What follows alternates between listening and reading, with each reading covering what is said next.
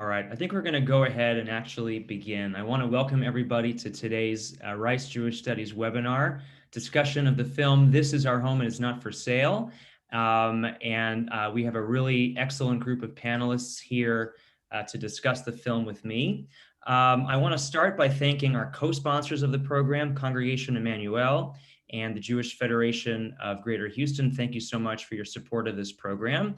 And I also want to particularly thank Star Dickerson, who is the program administrator here at Rice Jewish Studies and who does such amazing work behind the scenes to support not only this program, but everything that we do here at Rice.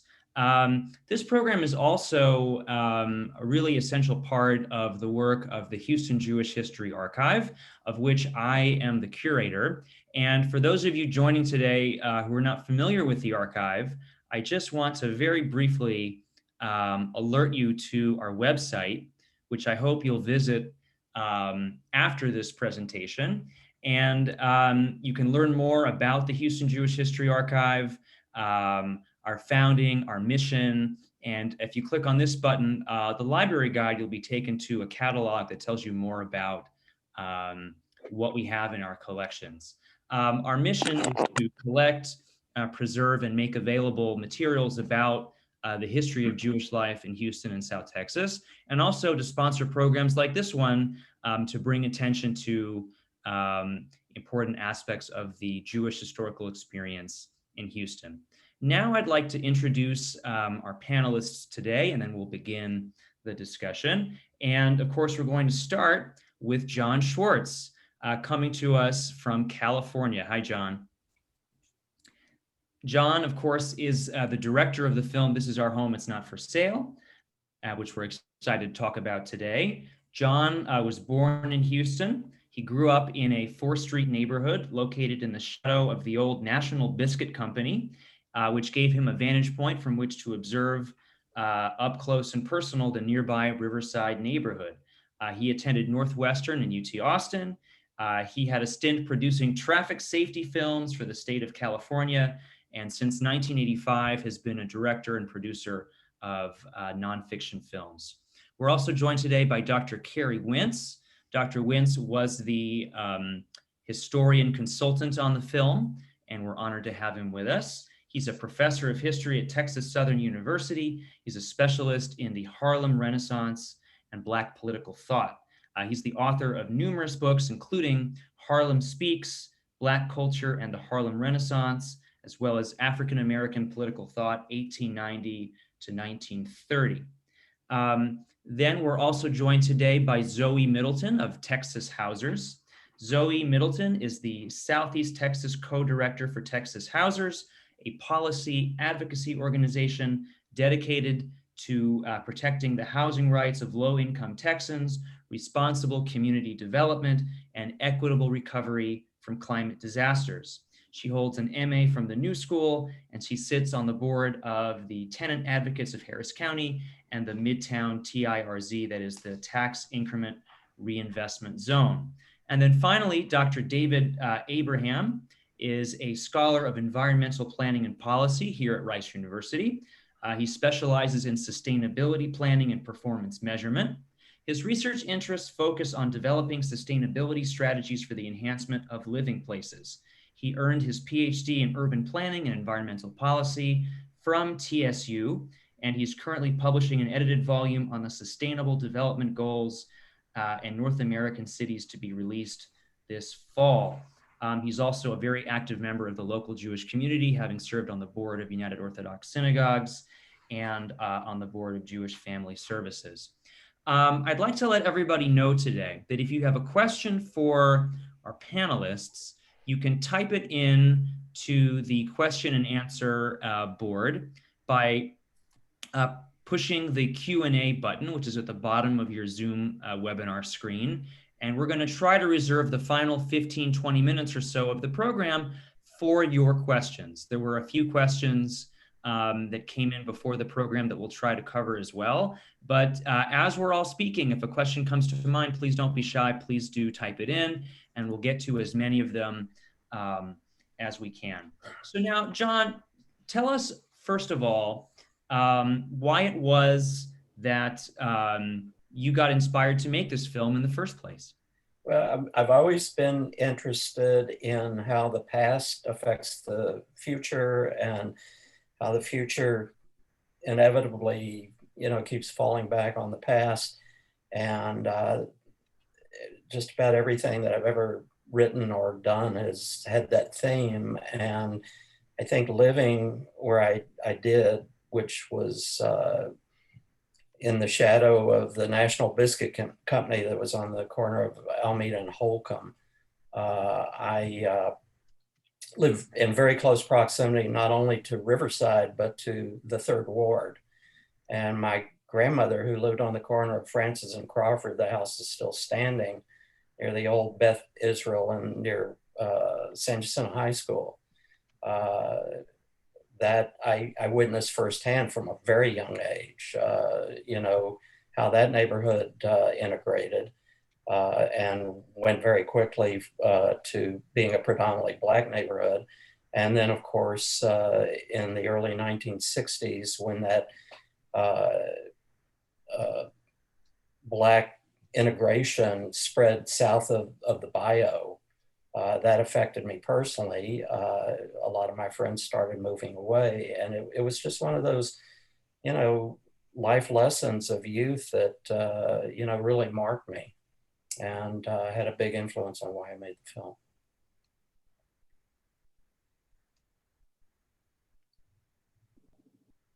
Josh, audio. Oh, There we forgot to go. unmute. The classic Zoom webinar problem. So you decided to make this film about Riverside. Tell us a little bit about how you identified subjects to interview. Well, I grew up in what I at the time that I made the film, which is a 60-year overview of the neighborhood.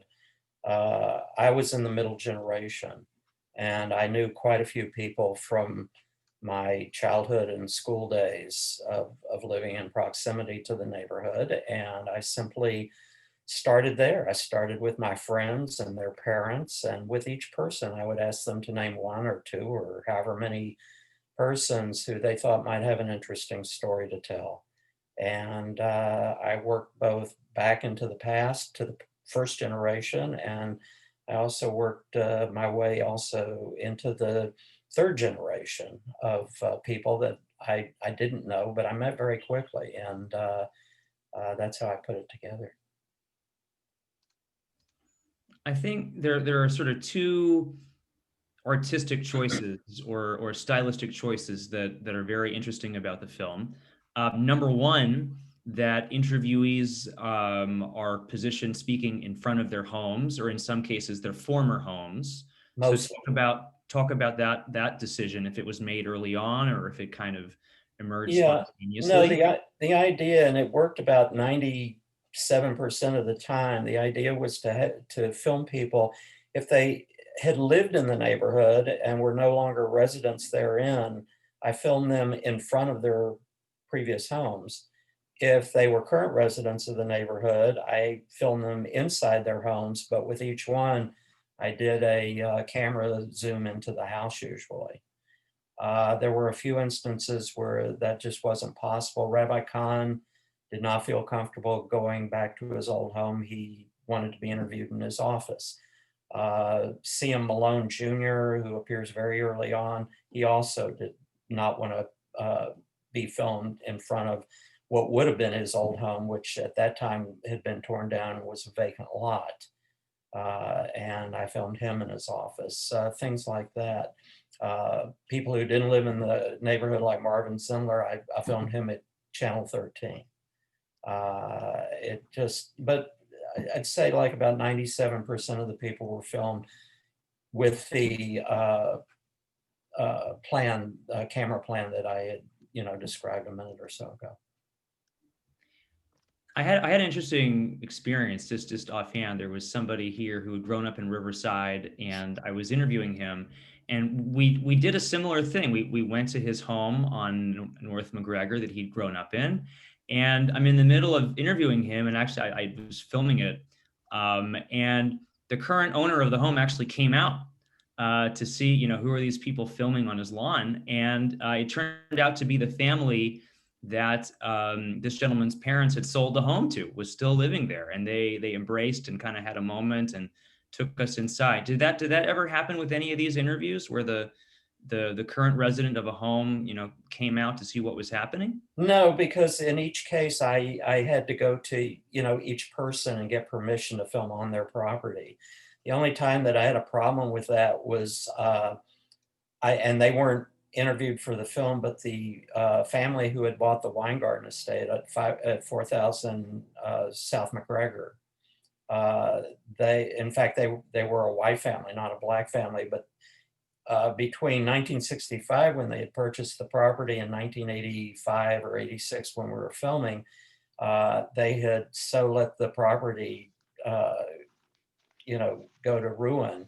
And they had 2 or 3 junk cars in the front and a boat. And when I knocked on their door, the guy threatened me with violence. So whatever shots you see of the 4,000 McGregor estate, we actually snuck them. We went in through the back way through what was then called Weingarten Woods, and we grabbed a shot. And it was beautiful, French chateau on a vast expanse of land. And currently the film is being remodeled. I'm sorry, the house is being remodeled. And it's been stalled for various reasons, the remodeling has, but I hope if they finish the remodel, I've actually started a film about the restoration of that property, and we'll see what happens with it. But it's had a real interesting history, but that's the only situation that I can think of where, mostly it was, I had to get permission from people. I just couldn't walk up and, place somebody on their property and start filming. Sure. Talk about any challenges that arose in the making of the film, and talk about how it was received both in the Jewish community and in the wider Houston community as well. Well, that's a pretty long question, and I'll try and put it on a bumper sticker. But essentially, there were a few challenges. The big one was raising money. Uh, People outside of Houston didn't want to give me any. Jewish people generally didn't. They weren't totally forthcoming because it's a difficult, controversial subject. It wasn't a warm, fuzzy documentary like a movie at the time called West of Hester Street, which was about the immigrants who came through Galveston. That's kind of a warm, fuzzy kind of, scenario. And, people participating in white flight is not. And I understood that totally.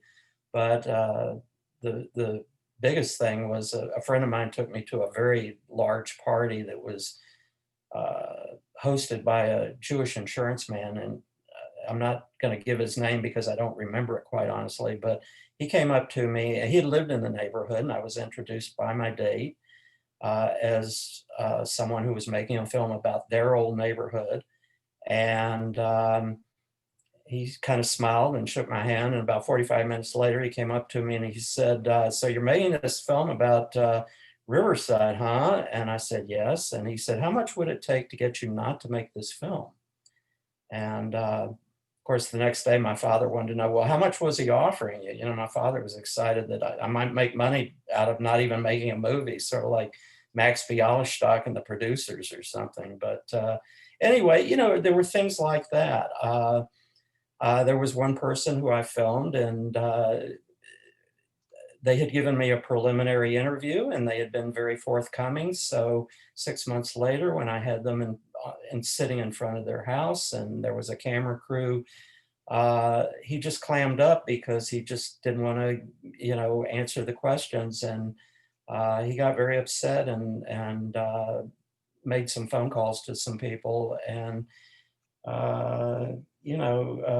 kind of created a panic that I was making a film that was going to make the Jewish people look very bad. And but that too passed. And there were things like that, but mostly it was just, every day, let's hope it doesn't rain. Let's hope there's not too many planes flying overhead to ruin the audio.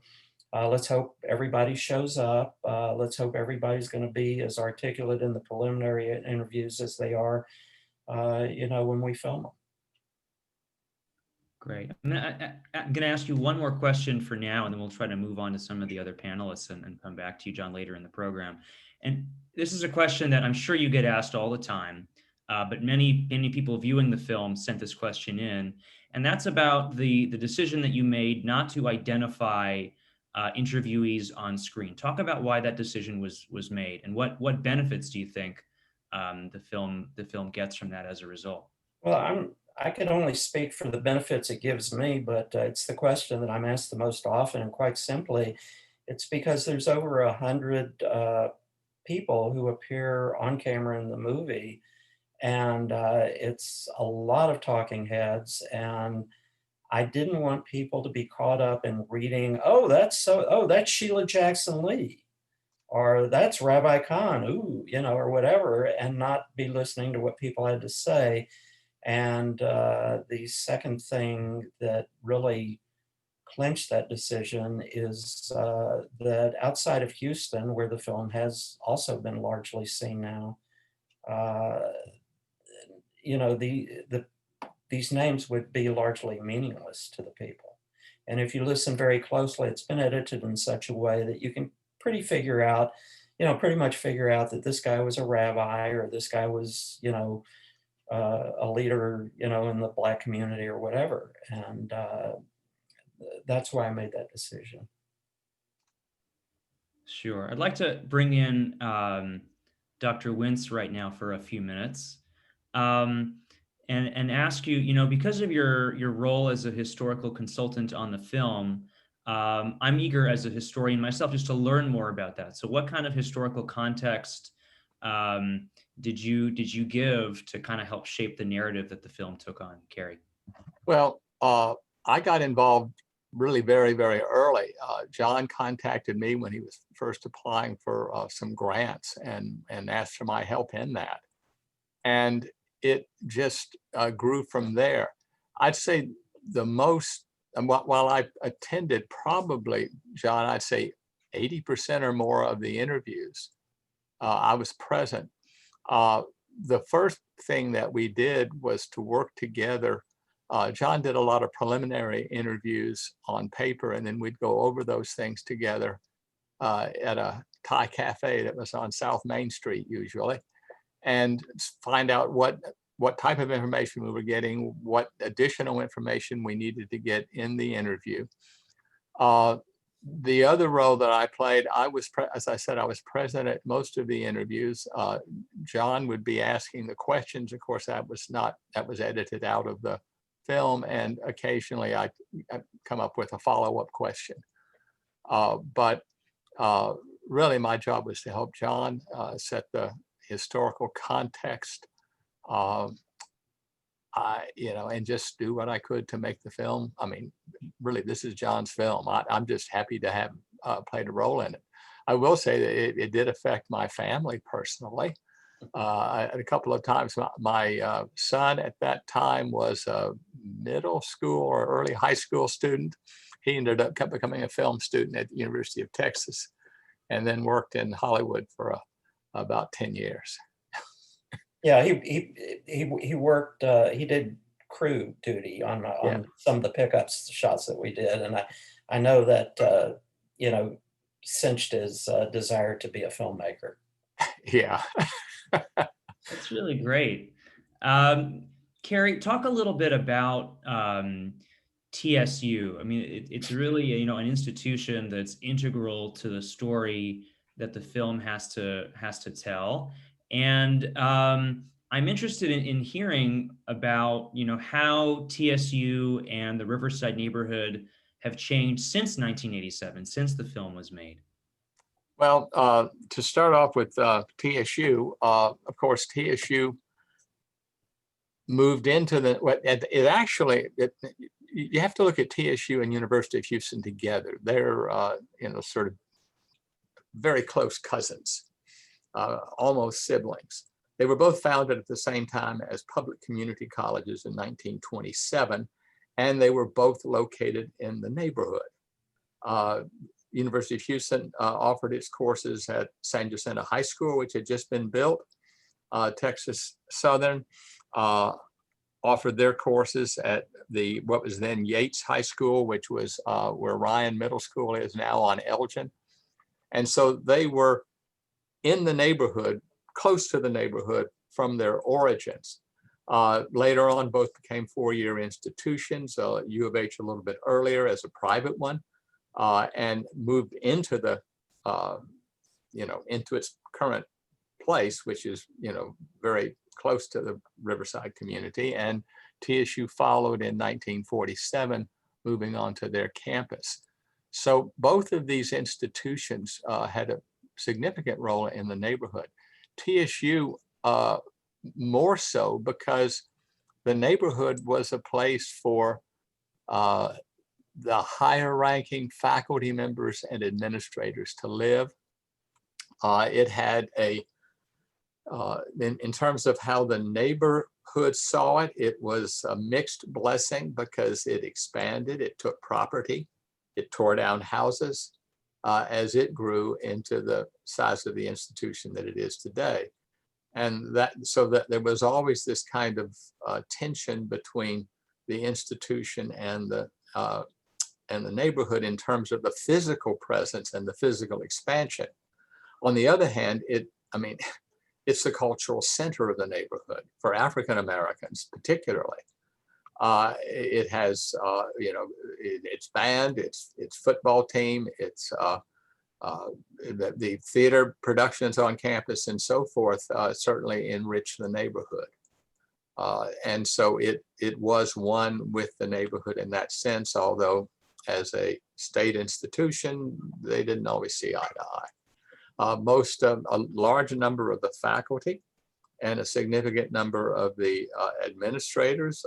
For a long time, that the president's house was in the Riverside community. So there was a physical connection in that sense as well. Does that give you what you? Yeah. Cary, can you talk a little bit about some of the changes that have happened in Riverside in more recent years? The film, ends in 1987, and it documents a period in which, whites are moving back into the neighborhood. TSU is growing, U of H is growing, the psychiatric hospital is coming in. Can you kind of update us on what Riverside is like today and how those conflicts that really kind of define the last hour of the film have evolved? Well, as you're probably aware, about 10 years ago or so, maybe a little bit longer ago than that, when you first began to have whites moving back into the neighborhood. Its proximity to the medical center, its proximity to University of Houston and Rice. And the housing stock is fabulous, and the prices, because it's an African-American neighborhood largely, are much less than they would be, say, in West University. Even though the housing stock is in many ways better than what's in West University, or at least the original West University. So there were whites coming back in, and that created some tension. And there was even a brief revival of people putting "This is our home, it's not for sale" signs up, trying to stop whites from moving back into the community. I cannot give you the numbers of whites that are in the community now.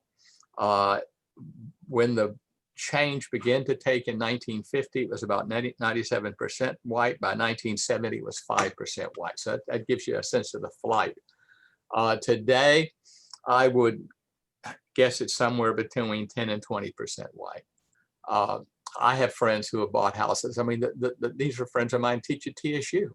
It's a perfect place to live. I don't live in the neighborhood, but I live very close to it. I live just on the other side of Alameda at Holcomb, and it's extremely convenient. I time myself. I can get to my office in 8 minutes.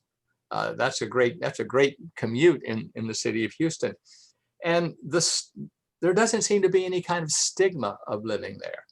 The stigma, if it's anything, is common to living in Houston and going to HISD.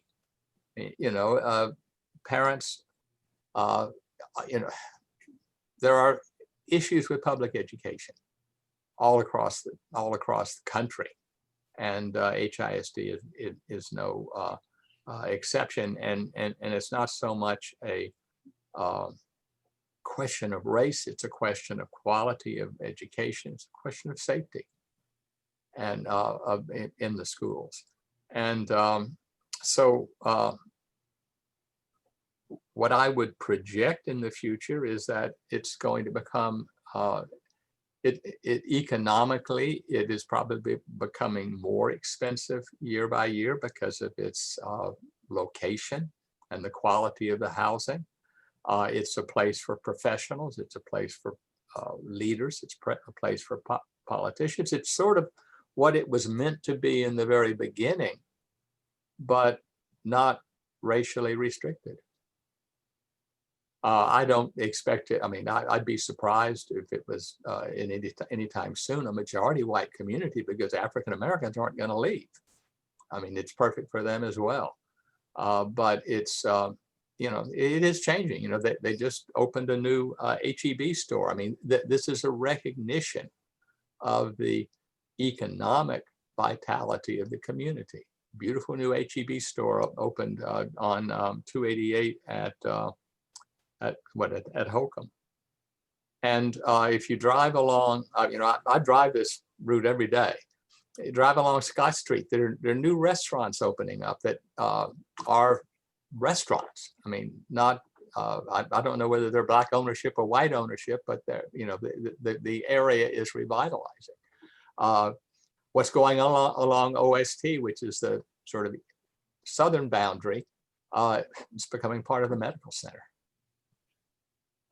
It's, you know, so and again, it's in terms, I mean, it seems to be a growing and vibrant community, and it has attracted people, professionals, and middle-class people and upper middle-class people of all races. Although it's still, I have no estimation, that 70-75% Black still, I guess, I don't know.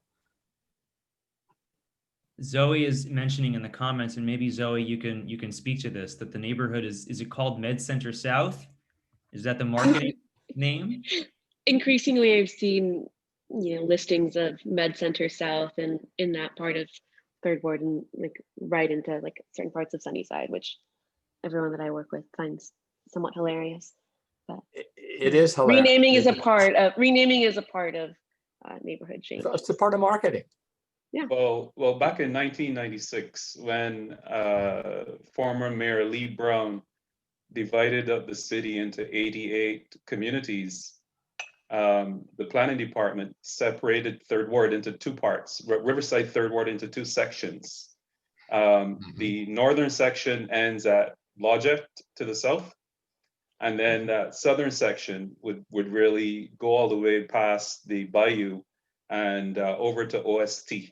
Yes. So for all intents and purposes, the area where the movie is centered is what's today considered McGregor super neighborhood. Very good. I wanna turn back to Zoe now for a couple minutes and ask you, tell us about, you know, the scene or scenes in the film that most resonated with you. And I'm curious to hear about how some of the issues that are raised in the film relate to the work that you're doing with Texas Housers. Yeah, I think so. There are so many charming kind of characters in the film, and storytellers. I think the most memorable for me was this woman describing like how far will Blacks move into Riverside Terrace, and it's kind of, she has this cadence of this like old joke in the kind of like the framing of like, we thought they would stop at Southmore, we thought they would stop at Blanco, we thought they would stop here, which I just found kind of charming and delightful. And she appears throughout the film after that scene, and I was just kind of charmed by her as a character. But I think there are a couple of themes from the film that are still in play, always in play, you know, like you said, I think the title is like race, religion, and real estate. All of those are still pretty central to how we organize our lives. But there was this refrain at one point that said, like, we wouldn't mind if, more people in general moved in at first, and then people start saying, we don't mind if some white people move back in, because like maybe we'll get more city services. And so Houston has this history of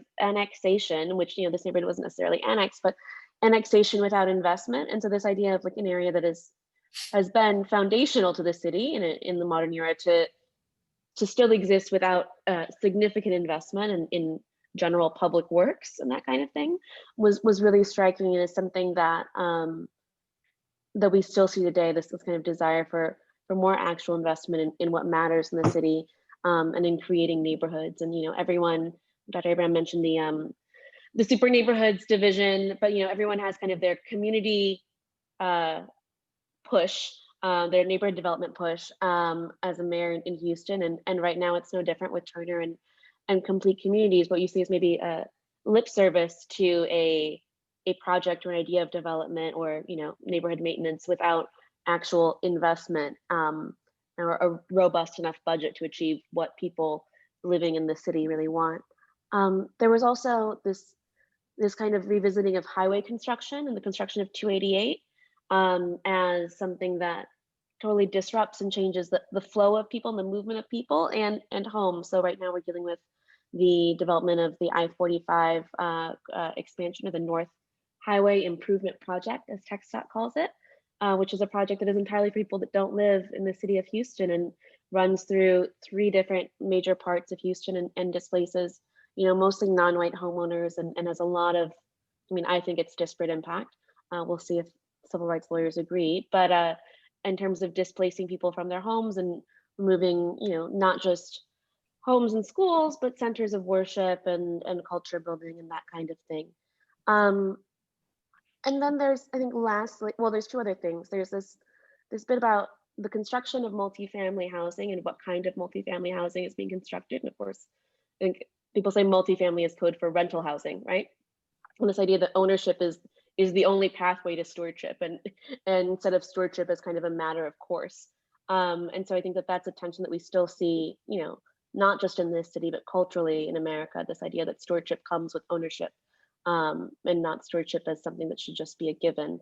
And then I think also this, we do have subpar multifamily stock. You see people in 1987 film complaining about the condition of multifamily stock that was created, back then, and there are still people living in those homes, and there's still a city that's unresponsive to the quality of those homes, and a city that chooses not to invest in code enforcement or in the maintenance of homes.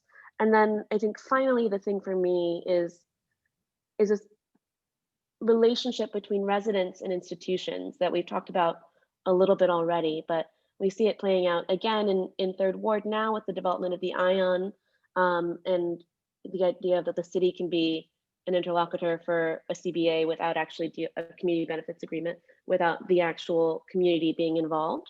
And then on behalf of the Third Ward, and then we also see it in Fifth Ward with the East River development. So you see people constantly wanting to be close to downtown, once again wanting to be in the center or close to the center and have their little bit of land and their little bit of ownership, but not real consideration by institutions, and a lot of acquiescence of institutions to developers and to developer interests rather than proper stewardship of the land. So those are kind of the 4 refrains that I found while I was watching. Thank you, Zoe. We could have a 3-hour discussion of probably all of those. That I told you I was going to control myself. Yeah, if we wanted to.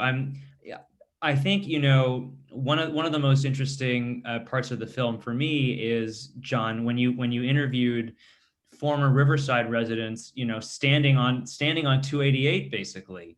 Tell us about what that was like, for people. It's one thing to stand in front of your childhood home and, the memories are flooding back while you're looking at the structure, but to be, standing in front of a highway as cars are zooming past, What was that like? And then maybe for the other panelists, what are the lessons of the way that 288 was built that might apply to the present moment? Starting with Jon. Well, Martha Terrell says it best in the film. She says she's standing right on the edge of the freeway, and she says, "And every time I drive on 288, I feel like I'm driving over my home." And yeah, it's got to be an eerie feeling. I'll let Cary or one of the other panelists comment on how the freeway system has affected that neighborhood. But originally, 288 was supposed to come down Alameda, and Alameda would have been completely demolished.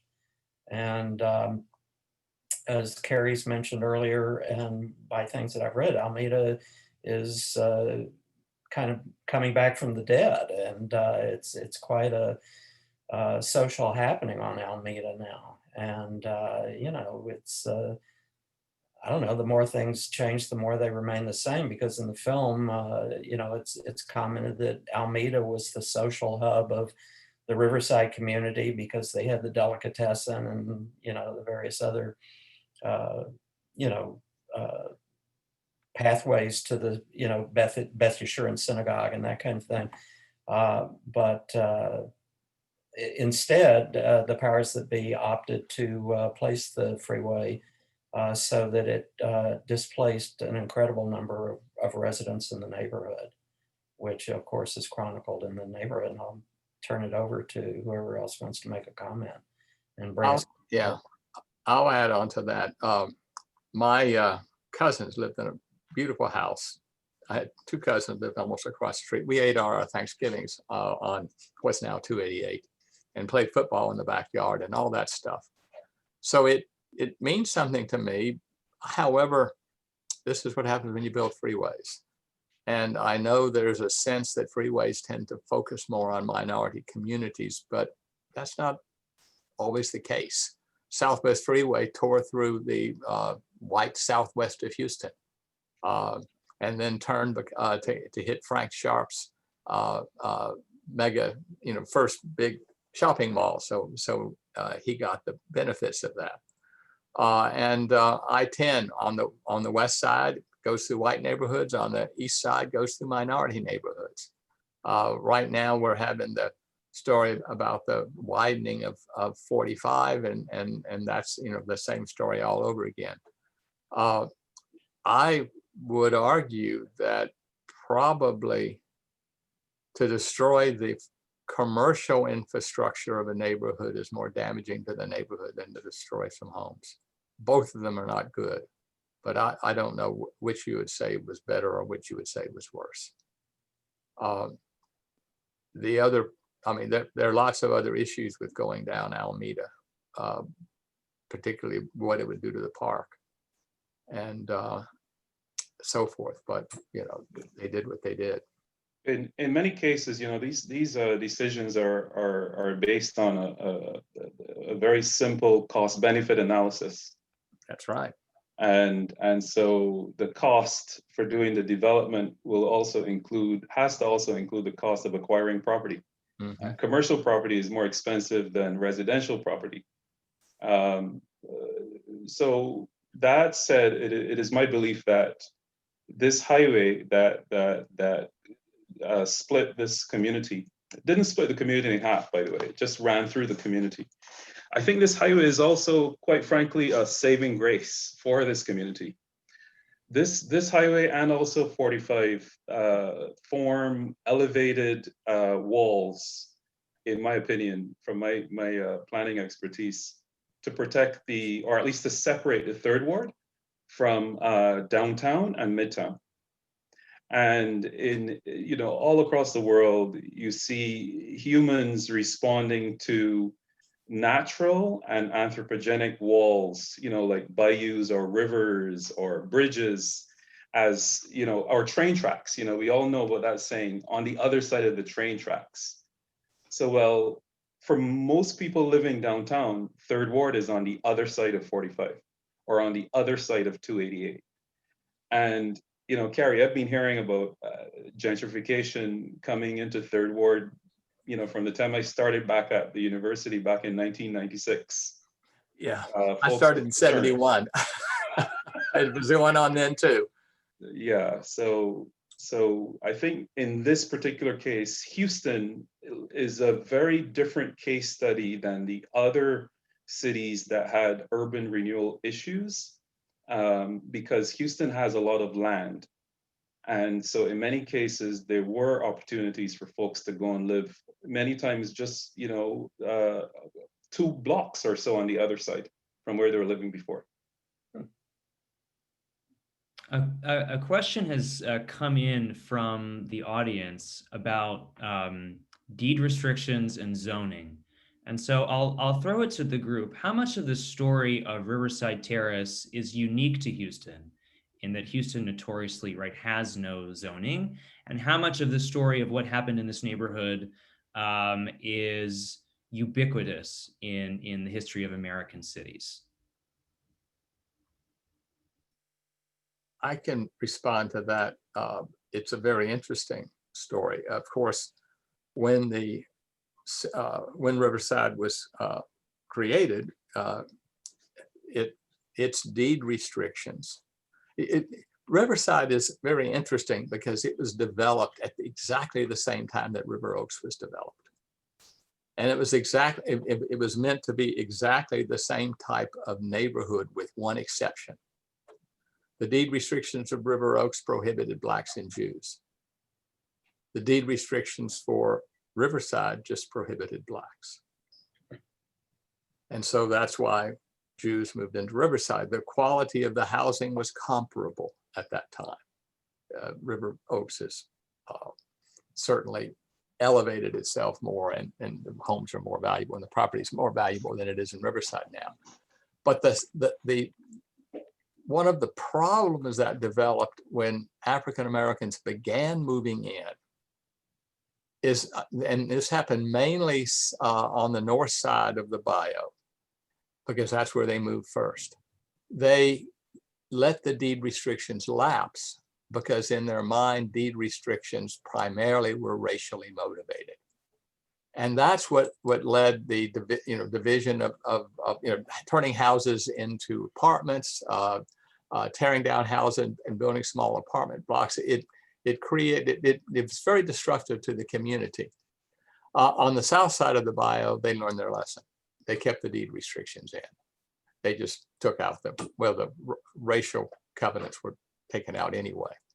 So deed restrictions are both good and bad. When they're used to exclude people, that's one thing. When they're used to protect people's homes, that's another thing. And so they're a mix. It depends on how they were utilized and how they were created.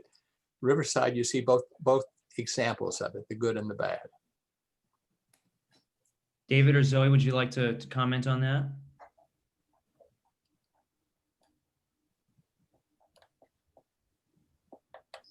I think the question, if I'm gonna think about the question for a second, the question is wondering whether or not as a tool to deed restrictions or zoning would be better, and how is this different in the Houston case than in other cities? That's a general question, and I'll probably answer it in the context of the movie. So usually in cities, through zoning, you have a central city planning different areas for different types of growth. And in Houston, that didn't happen. Houston was planned by private development. So basically, in most American cities, you might have the Riverside area that was the focus of the movie being a specific target planned by the city and maintained by the city. Because Riverside was planned by a private developer, and he applied deed restrictions as the kind of land use regulation tool. Because of that, I think, is why you have that organic change that happened.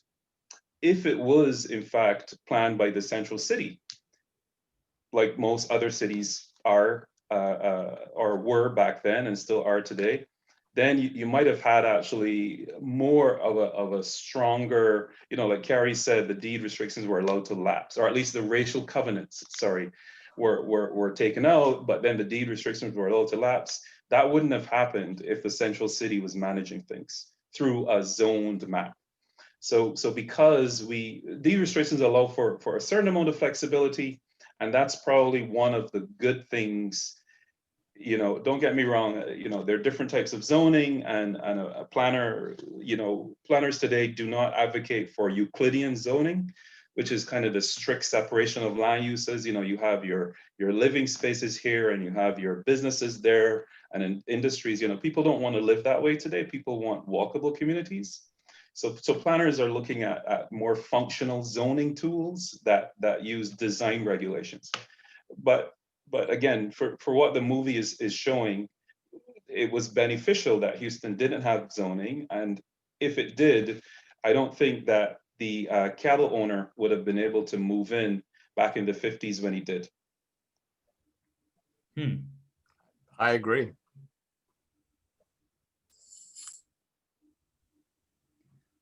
Interesting perspectives. I wanted to remark, Jon, that with the passage of time, of all the other conversations that the film contributes to, it's one of the few records that we have of Jewish Riverside. And as I was watching the film a couple nights ago, there's all this wonderful footage outside the old Beth Yeshurun on Southmore, and that building, as you know, is now gone.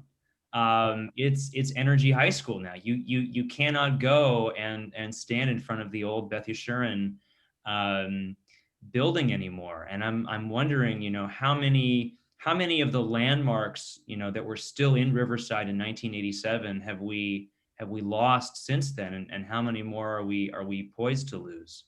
It's not only the landmarks, it's the people. I wouldn't have made this movie today. I couldn't have made this movie today, not only because so many of the landmarks have been torn down, which is the history of Houston, and also the people and their children are many of the people who appear in the film are no longer on the planet. So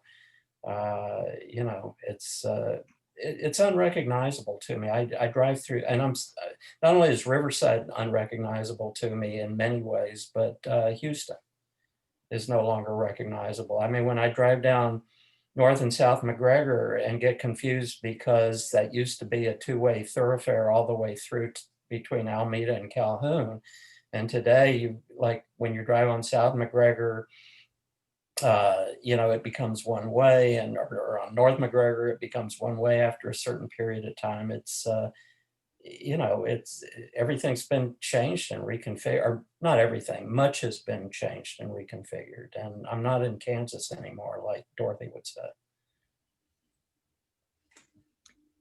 Yeah, no, for sure. That's certainly true. And there's whole meditations about, can you ever really go home again? That we could go there, but we're not going to go there.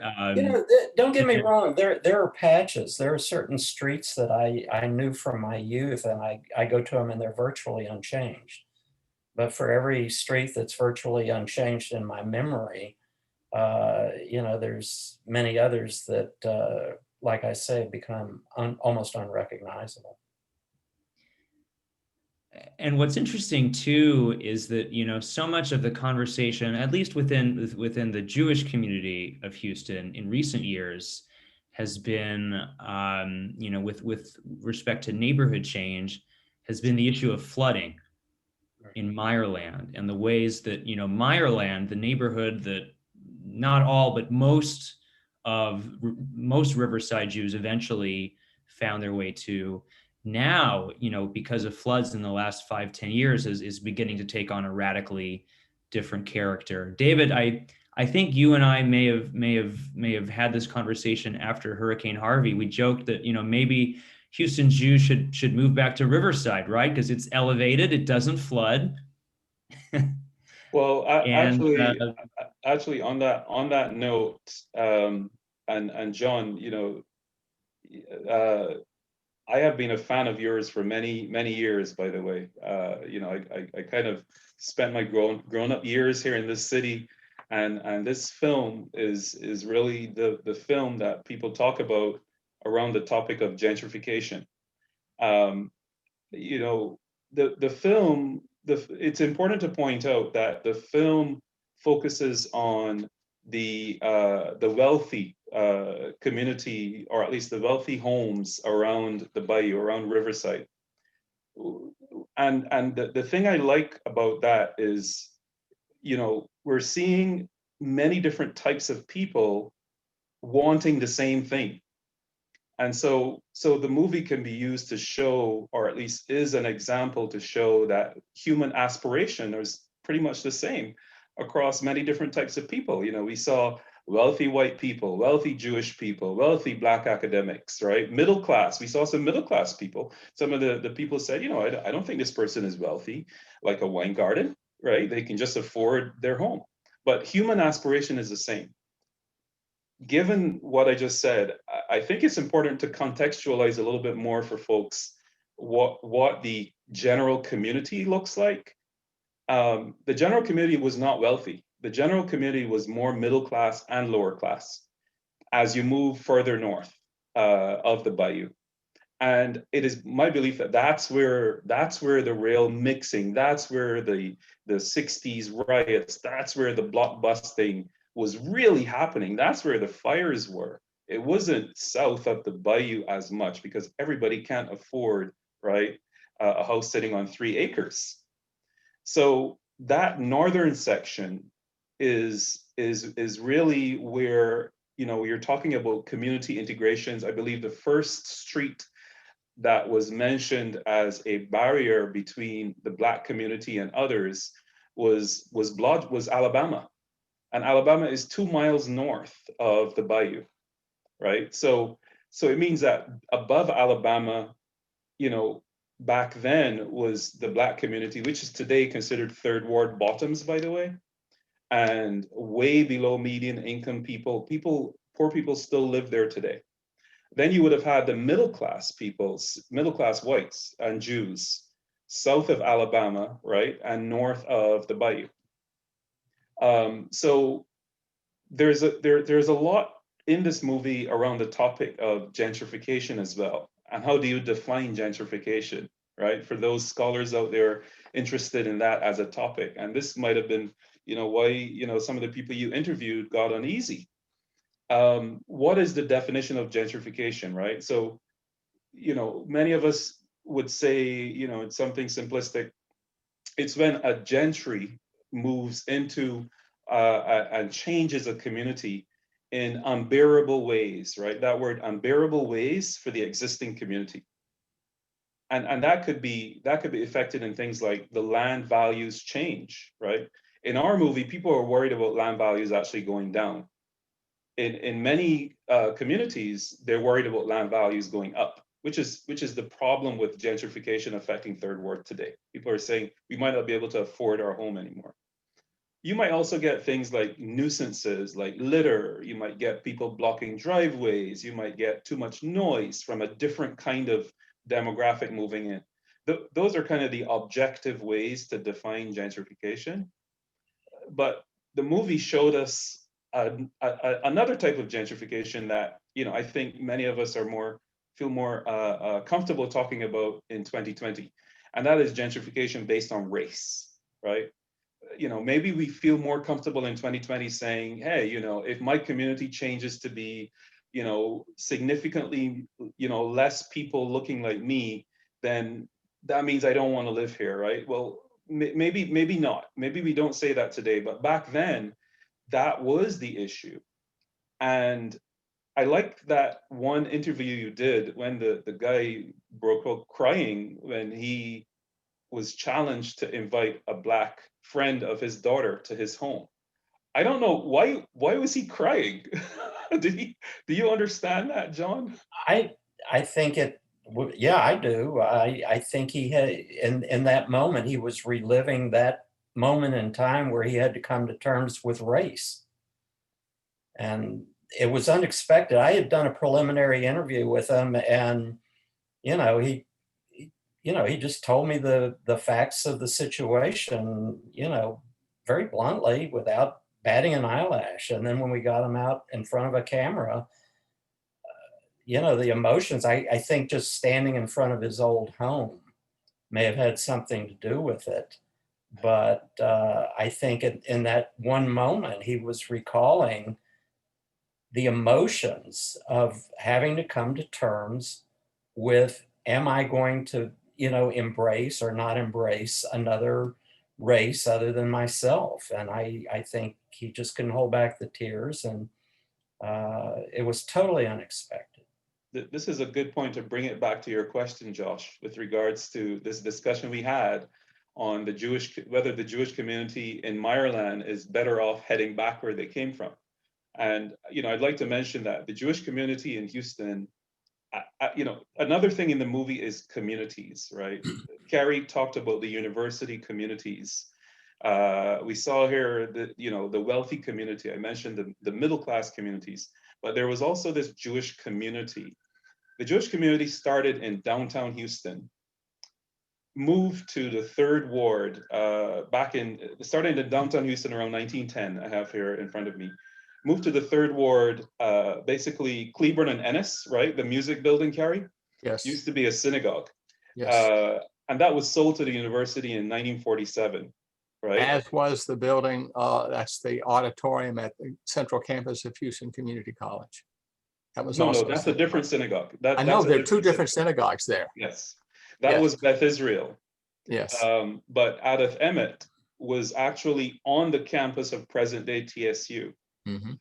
And that was an Orthodox synagogue, which means people had to walk there on Shabbat. So again, we're talking about 2 miles north of Brays Bayou and McGregor, right? So there was a significant presence where TSU sits today. That community moved to Meyerland. Actually, Adolf Emmett was probably the first community to move out as a community to the suburbs in the 50s. So it's questionable as to whether, I wouldn't say that race gentrification didn't play a part, but it's also significant to point out that back in the 50s, there was a whole lot of suburbanization happening all across the country because of access to long-term loans and also improved highway, right? We had a national highway system being built, right? 288 came in as an example. So the community moved out to Meyerland back then. And today it's a vulnerable place to live. So,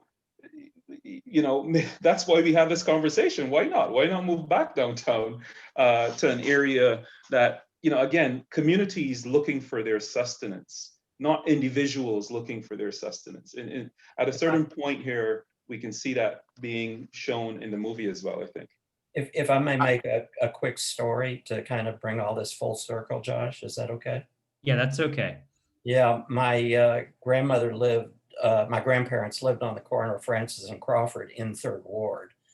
And she continued living there long after the neighborhood had become a Black neighborhood. And she moved out finally in the early 1970s because her health necessitated that. And but she always had predicted that the Jews would come back to the 3rd Ward.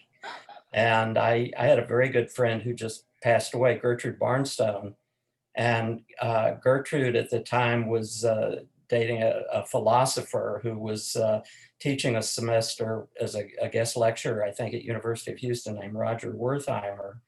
And by chance, Roger moved into the garage apartment of the house that my grandparents had lived in. So this would have been around the time that I was making the movie, 1985. So Roger Wertheimer did make my grandmother's predictions sort of come true that a Jewish person. John, I have to tell you, I was in Baltimore last year before all this COVID mess, and I found a Jewish community in Baltimore that was moving back downtown as a community. And so I said, whoa, what about gentrification? What are you guys doing? And they said, no, don't worry. we are having ongoing discussions with the local community to make sure that we don't visit the problems that happened in the 60s. So they're engaging in conversations with the community that lives there to make sure that they won't have any, you know, any issues with people trying to, you know, live together in Wow. Baltimore. Interesting. I'd So like to just, I wanted to ask Zoe a question, because, you know, one of the themes that emerges in the later part of the film is, you know, this sense that, you know, when it comes to issues around neighborhoods, at the end of the day, so much of it is about political power, right? And access to the levers of power in a city, in determining where highways get built, or determining where hospitals get built, or determining, you know, the frequency and quality of city services. Talk about how your work with Texas Housers speaks to that. Well, I guess to talk about that, it helps to share the previous name of Texas Housers, which was the Texas Low Income Housing Information Service, which was a terrible name for an organization. And I'm now free to say that openly. And so I think that, you know, you see this access to political power or decision making. Honestly, you know, a lot of highway decisions get made at the TxDOT level and then the HGAC level, and then, you know, there's very little power at the city level. But I think that this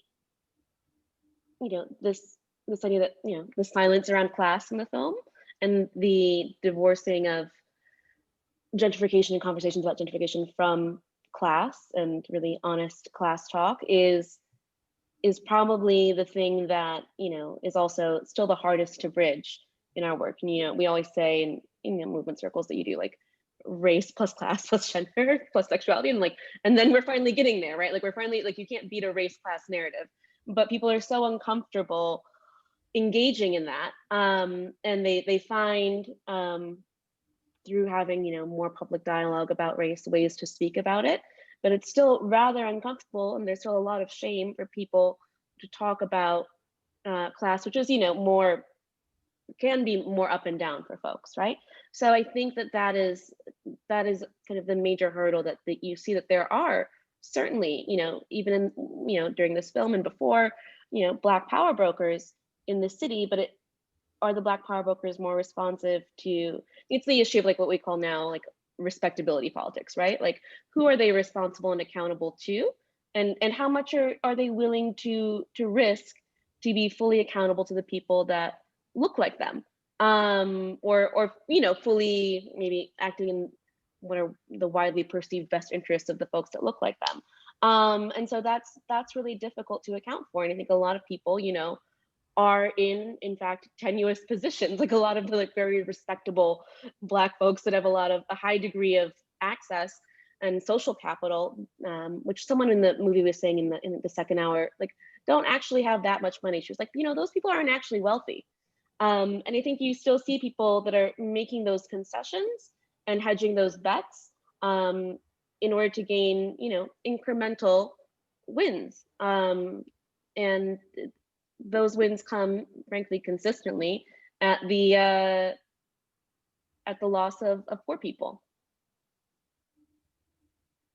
You know, Zoe, Elwyn Lee, who was interviewed in the movie next to Mhm. Sheila Jackson Lee, Mhm. is now in charge of real estate for University of Houston. well, that raises a question that I mean, that I keep coming back to. When the city of And Houston, he's doing a great job, I should say that, by the way, in case there are any questions. Yeah, you should. Before you get all of the raised hands in the bottom of Exactly. the webinar. well, you know, why was the decision made by the powers that be in the city of Houston to place both of the public educational institutions in the third ward? Yeah. And at essentially the same time, initially in the high schools, much the way HCC would later start, but then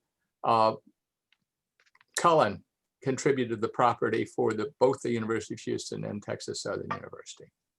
And of course, they located Cooney homes during the Depression in the third ward. These were major institutional decisions that were made before it had become African American. that was actually an excellent opportunity to create. We have a medical center. That was an excellent opportunity to create a university center. I know. And I don't know that there are many people today that look at those campuses and the street running down the middle of it, Scott Street. I don't know that there are many people that would look at that area and really identify it as a robust university center. And so what is the reason for that, right? What I guess we can list them. I can give you one reason, and this was something that I was involved in back in the 80s. TSU had begun buying up property, and they bought property mainly to the west and to the south. And I had suggested that they buy the property between TSU and Scott. And they didn't. And they said because they got so much blowback from the others property that people that they dispossessed, they didn't want to do that. But if they had made that decision differently, we may have had our university center. If TSU had grown south instead, east instead of south and west. Yeah, but it didn't happen. It's not too late, by the way. Again, Houston is an organic city. We don't have strict zoning regulations that you can't build what you want. And so there's a lot of buying power in that between those two universities. Yes. If we're thinking about staff, faculty, and students, it's not too late to create a university village there. It just means that they have to collaborate in partnership, of course, with groups like Zoe's group, your hat that you wear with the Terrace, by the way, and also Hausers, as well as the management district that serves that area. It could be done. You're right. Taking us in a bit of a different direction for a moment. There's an interesting philosophical question that came in from, I think it was from Kenneth Rosenzweig. And that is this, and it's the observation that, for many ethnic groups, be it Jews, Black Americans, Asian Americans, what have you, concentration in neighborhoods is necessary for ethnic cohesion and survival and for the, passing on of cultural heritage. But at the same time, it often leads to a reinforcement of narrow attitudes and prejudice against other groups. So how do we preserve cultural group continuity, he asks, without promoting prejudice? Right? Is it possible to have these ethnic enclaves in Houston or in any city without naturally, promoting or allowing the kind of prejudices that we've seen to continue? Who do you want to answer that? Whoever would like the planner, the political side. Who do you want? Yeah. As a historian, I would say that none of these things are permanent. They shift and they change. So it is not a permanent restriction because the community is going to grow and it's going to change. I think that the more that you have people able to share institutions, particularly schools, and I hate to see schools as I think we made a big mistake when we made schools the vehicle of desegregation instead of housing or something else. But if they begin to share institutions, I think it happens. Schools, churches, perhaps. What the most segregated place on Sunday, I guess, except for for our mega church down on the Southwest Freeway are the churches. That's what you share. But churches have historically been segregated, but not by race necessarily, but certainly by sect, by belief, and so forth. I don't have an answer. It would certainly be better if there was less segregation. Yeah, I think it's a great question that defies defies easy answers, but it's worth pondering. There was another question that came in. Well, Josh, one second, Yeah. Josh. Back to that first question. So we do have some tools that we as planners we like to put out there to help with that. In addition to what Cary was saying at the institutional level, which could be private and complicated because of that. Public spaces are excellent tools because everybody wants to go to a park, right? So when we invest in our public spaces, in older cities, you have that plaza that everybody likes to go visit, or the fountain. We don't have a lot of those here in Houston, but we do have parks. And so recently, Emancipation Park was redeveloped, and so that things like parks and wonderfully designed plazas are our tools, our infrastructure tools. The bayou, right? If instead of the bayou being just a drainage system, right? Let's say that the bayou were redeveloped to be a wonderful artery, a wonderful recreational artery.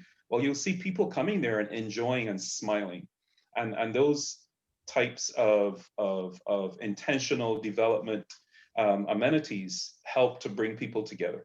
Yeah, I agree. I live on Buffalo, on Brays Bayou. I am on it every day, walking our dog, and it's a conglomeration of people. There is no racial or difference. There's everybody is out there on bicycles, on walking, jogging, whatever. It is a good space, and I agree with you about the public spaces being terribly important. Yeah, that's a very insightful comment. We're coming near the end, and there's some great comments that are coming through in the Q&A and in the chat window as well. And I want to encourage folks to seek out our panelists if you have further questions, if you'd like to learn more about the work that Texas Housers is doing, or if you'd like to read Cary's work on Black history. I want to bring everyone's attention to a couple of things. Number one, I hope you had a chance to watch the film prior to today's webinar.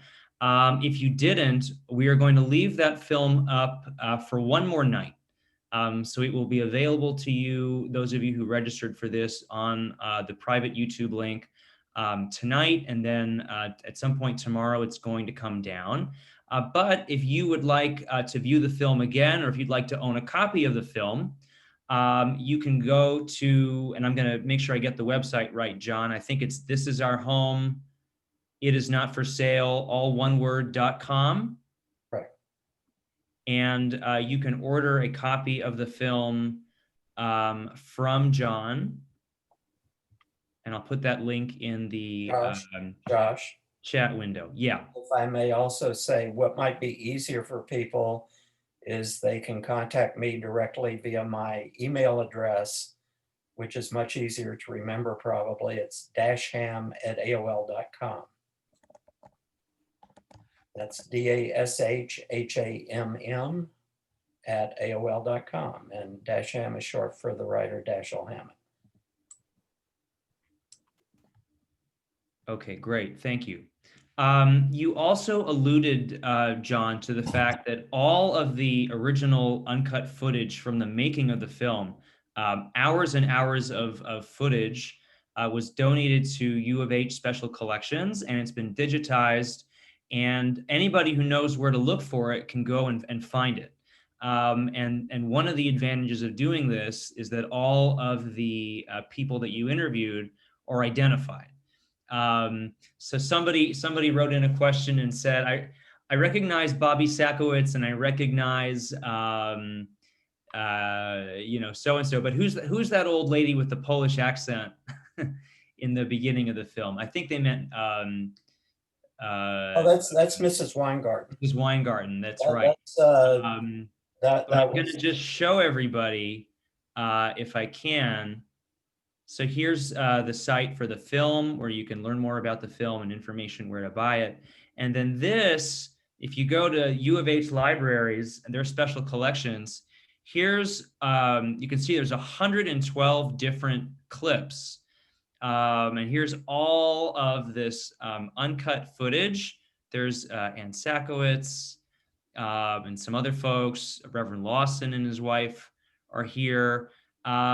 Sometimes the audio goes out and you can't hear folks, but there's a lot of really wonderful material here that is just waiting for you if you know where to find it. So thank you, Jon, for donating all that stuff to U of H, and thank you to them for making it available to us. I want to thank our panelists again for joining us, to Jon, most of all, for allowing us to screen the film and for sharing his memories of making it, to Cary Wintz, to Zoe Middleton, to David Abraham for sharing your thoughts. This has been a really, I think, fascinating conversation. And please do visit us at our website and Facebook page for the Houston Jewish History Archive, and also Rice Jewish Studies, to get information about upcoming and future events. Thank you all so much. This is being recorded, and the recording will be made available in the near future, so watch for that. And have a pleasant rest of your day. Take care, everybody. Bye-bye. Thank you. Bye.